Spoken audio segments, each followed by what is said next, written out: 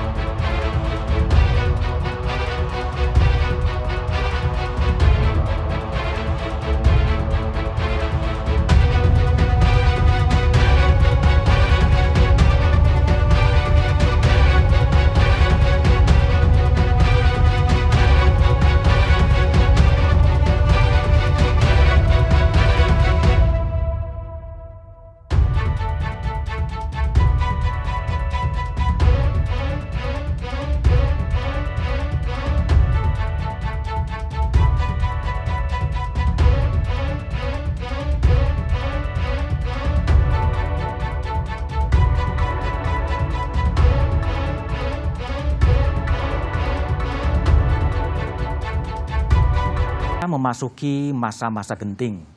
Rabu siang, pemerintah mengumumkan tambahan kasus baru sebanyak 34.379 kasus positif. Sebanyak 14.835 pasien sembuh dan 1.040 pasien meninggal. Pemerintah telah memberlakukan PPKM darurat sejak 3 Juli hingga 20 Juli. Hari ini, 5 hari setelah pemberlakuan PPKM darurat, Satu Meja The Forum mengundang 3 gubernur secara virtual untuk mendiskusikan langkah Pemda menegakkan PPKM darurat. Selamat malam, Mas Anies Baswedan, Gubernur Jakarta. Mas Anies, selamat malam. Selamat malam, Mas Budiman. Kemudian ada Gubernur Jawa Barat, Ridwan Kamil. Malam, Kang Ridwan Kamil. Malam, Mas Budiman. Sehat. Dan ada Gubernur Jawa Tengah, Mas Ganjar Pranowo. Selamat malam, Mas Ganjar. Selamat malam, Mas Budiman. Oke, Kang Emil semuanya. Ya, malam. Saya akan memulai dari Jakarta, Mas Anies. Ini 5 hari ya diberlakukan PPKM darurat di Jakarta.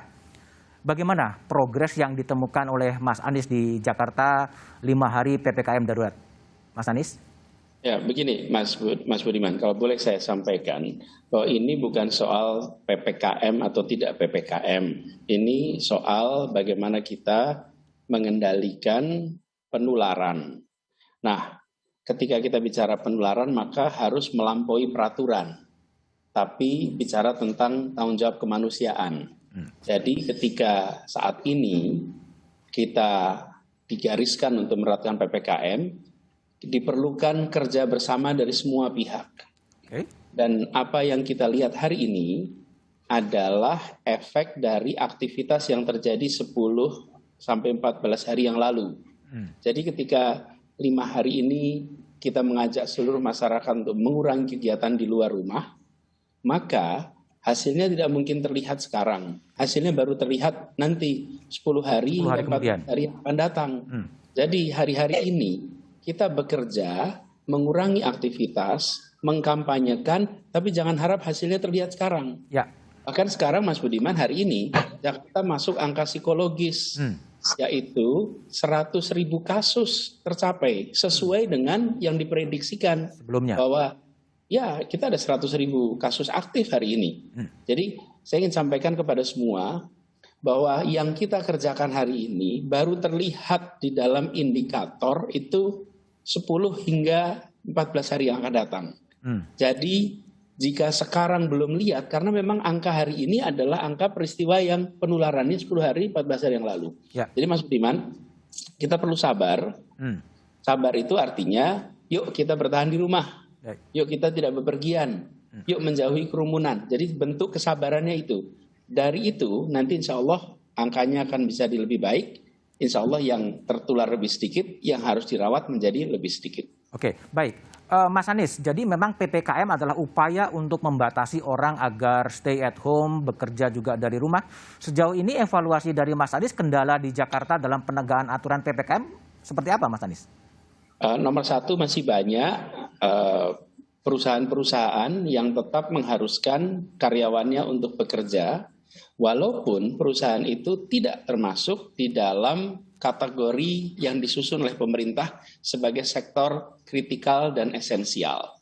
Dan para pegawai ini pasti nurut dengan aturan perusahaan. Karena itu saya mengajak kepada semua pihak manajemen, pemilik perusahaan, mari kita ambil sikap tanggung jawab. Jangan sampai pemiliknya bekerja, top manajemen yang bekerja di rumah, tapi karyawannya disuruh bekerja di kantor. Sehingga mengambil risiko ini. Nah, itulah sebabnya tadi saya katakan, Mas Budiman, ini bukan sekedar aturan, tapi ini soal tanggung jawab kemanusiaan. Apakah Anda melindungi karyawan Anda? Apakah Anda membiarkan karyawan Anda terpapar pada risiko? Nah, yang banyak ditemui di Jakarta, situasi itu. Lalu yang kedua, kesadaran kita harus kita bangun sama-sama. Bahwa ini bukan untuk mengosongkan jalan-jalan di Jakarta. Jadi fokus pembicaraannya bukan pada jalan yang ditutup mana, jalan yang dibuka di mana. Karena ini bukan mau ada karnaval, lalu ada penutupan jalan. Ini adalah untuk membuat mari kita semua berada di rumah.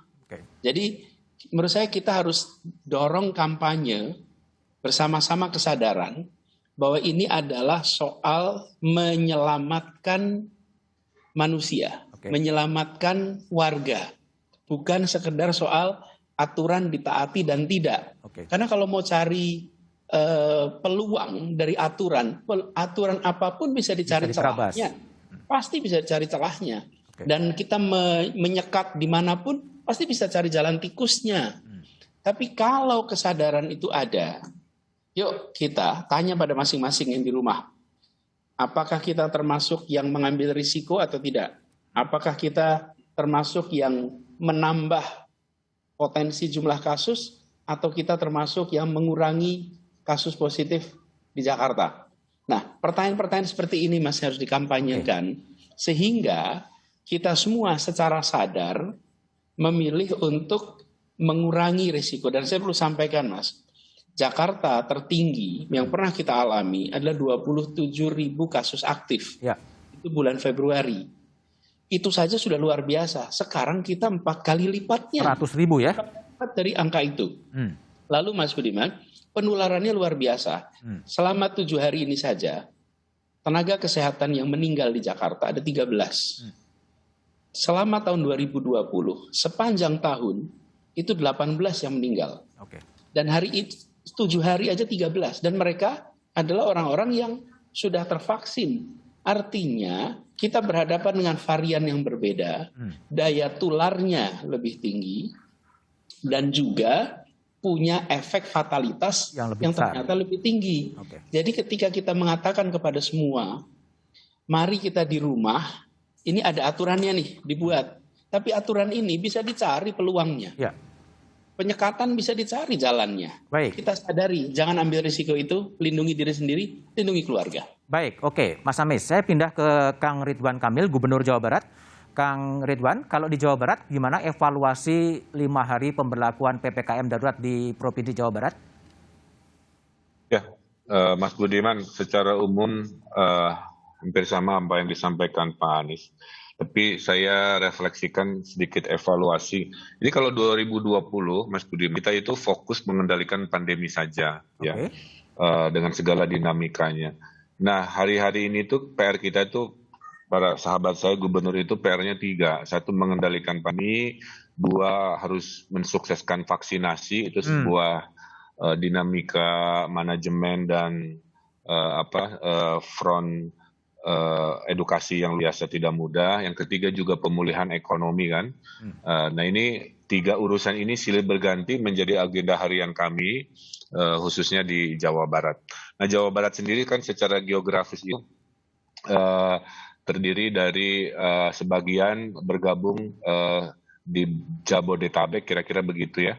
Sehingga atensi saya sangat khusus, maka saya mendukung apa yang dilaksanakan oleh Pak Anies Baswedan dalam kaitan kantor-kantor yang di Jakarta juga agar lebih mengikuti apa yang sudah diarahkan oleh Pak Anies, karena Saya lihat di Bekasi misalkan evaluasi 3 hari itu masih ramai. Semua yang dirazia Mas Anies rata-rata alasannya disuruh bosnya untuk tetap bekerja di arah jalan lah kira-kira begitu. Jadi kalau tidak dari perusahaannya taat itu berimbas pada buruh dan karyawannya yang memang takut sama bosnya lah kira-kira begitu ya. Nah tadi kita koordinasi dengan Pak Luhut juga untuk menguatkan karena tafsir-tafsir Mas Budiman, apa itu sektor esensial, tidak esensial, padahal walaupun esensial, ada juga yang sebenarnya bisa dikerjakan secara digital, dia tidak bersentuhan dengan pelayanan publik secara fisik, jadi secara kategori epidemiologi sebenarnya dia harusnya work from home, kira-kira begitu. Nah itu juga terjadi. Nah, kemudian juga di Jawa Barat itu kita masih belum memuaskan dari sisi penurunan mobilitas. Khususnya di Jawa Barat Utara. Kenapa? Karena Jawa Barat Utara itu mayoritas adalah industri-industri. Ya hampir 60% kan industri ada di Indonesia itu adanya di Jawa Barat. Nah, industri-industri ini memang mendapatkan surat izin dari Kementerian Industrian sehingga mayoritas masih buka menyebabkan ya aktivitas tidak jauh berbeda dengan sebelum PPKM darurat. Nah tadi isinya adalah kita akan mendaftar ulang mana yang betul-betul dalam daruratan sampai tanggal 20, industri mana yang kritikal esensial itu akan dirilis ulang izinnya oleh Pak Menteri Perindustrian. Nah mudah-mudahan dengan itu kami bisa menurunkan. Karena kondisinya 20%, minus 20% penurunannya itu. Padahal idealnya kita minimal 30, idealnya setengah dari pergerakan penduduk Jawa Barat yang 50 juta itu bisa ketekan. Nah, kemudian juga yang terbesar memang dalam 4 hari ini adalah mengedukasi. Masyarakat juga kan udah capek Mas, udah bosan. Jadi ya kalau komen di medsos lah ya, 2/3-nya itu kan komen marah, komen capek, komen ya kita jawab dengan sabar memang. Saya kira pemimpin yang dites COVID ini ya kesabarannya juga harus diperluas lah ya. Kita nggak bisa marah sama rakyat kita kan, bagaimanapun kita harus memahami, menyayangi mereka juga dengan segala kondisi ketertenannya. Nah kemudian di Jawa Barat ada beberapa pergerakan yang membantu menurunkan bor. Ada baik hari ini Mas Budiman, walaupun masih dalam margin error lah ya kalau survei mah. Jadi bor kami sudah mulai turun, alhamdulillah. Mungkin. Oke Kang Emil, nanti yang soal bor kita bahas di segmen berikutnya ya. Kita pindah dulu ke PPKM. Mas Ganjar, kalau Jawa Tengah? Saya kira itu. Oke, kalau Jawa Tengah gimana? Tingkat kepatuhan warga Jateng terhadap PPKM darurat seperti apa evaluasinya? Ya, sampai dengan hari ini ya masih suasana ice breaking lah gitu ya. Ice breaking? Ice breaking ini. Kita mencoba untuk mensosialisasikan, saya kira sama, mau DKI, mau Jabar sama. Terus-terusan meskipun lagunya ini lagu lama, ini kaset lama kita ulang. Hanya memang ini loadnya harus lebih gede lagi gitu ya. Tapi ice breaking-nya kita lakukan. Kalau kita melihat kemarin rapat dengan Menko, Jawa Tengah sih belum tertib amat gitu. Karena belum kalau tertib, kita lihat ya tingkat pergerakan manusianya masih cukup rendah begitu ya.